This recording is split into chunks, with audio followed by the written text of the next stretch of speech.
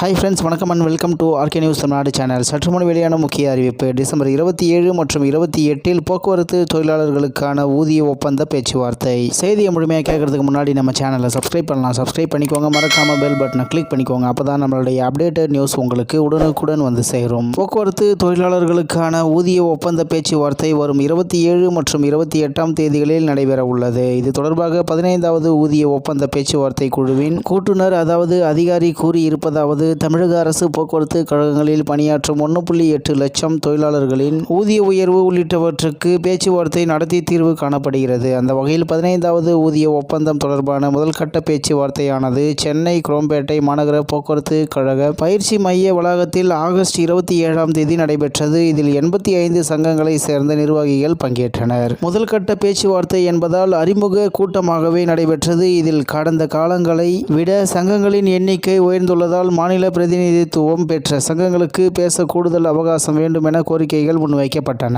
இதன் தொடர்ச்சியாக 2 நாட்கள் பேச்சுவார்த்தை நடத்த அரசு திட்டமிட்டுள்ளது. அதன்படி வரும் 27 மற்றும் 28 தேதிகளில் சென்னை குரோம்பேட்டை மாநகர போக்குவரத்து கழக பயிற்சி மைய வளாகத்தில் ஊதிய ஒப்பந்த பேச்சுவார்த்தை நடைபெறுகிறது. முதல் நாளில் தொமுச, அண்ணா தொழிற்சங்க பேரவை, CITU உள்ளிட்ட சங்கங்களை சார்ந்த பிரதிநிதிகளும், அடுத்த நாளில் இதர சங்கங்களை சேர்ந்த பிரதிநிதிகளும் பங்கேற்குமாறு பேச்சுவார்த்தை குழுவின் கூட்டுநர் சார்பில் சங்கங்களுக்கு கடிதம் அனுப்பப்பட்டுள்ளது என்று தகவல் வெளியாகியுள்ளது. இந்நிலையில் வரும் 27 மற்றும் 28 தேதிகளில் சென்னை குரோம்பேட்டை மாநகர போக்குவரத்து கழக பயிற்சி மைய வளாகத்தில் ஊதிய ஒப்பந்த பேச்சுவார்த்தை நடைபெறுகிறது. முதல் நாளில் தொமுச, அண்ணா தொழிற்சங்க பேரவை, CITU உள்ளிட்ட சங்கங்களை சார்ந்த பிரதிநிதிகளும், அடுத்த நாளில் இதர சங்கங்களை சேர்ந்த பிரதிநிதிகளும் பங்கேற்குமாறு பேச்சுவார்த்தை குழுவின் கூட்டுநர் சார்பில் சங்கங்களுக்கு கடிதம் அனுப்பப்பட்டுள்ளது என்று தகவல் வெளியாகியுள்ளது என்பது குறிப்பிடத்தக்கது. இத்துடன் இன்றைய முக்கிய செய்தி நிறைவு பெறுகிறது. மேலும் இது போன்ற செய்திகளை உடனுக்குடன் தெரிந்து கொள்ள ஆர்கே நியூஸ் தமிழ்நாடு சேனலுடன் இணைந்திருங்கள். நன்றி, வணக்கம்.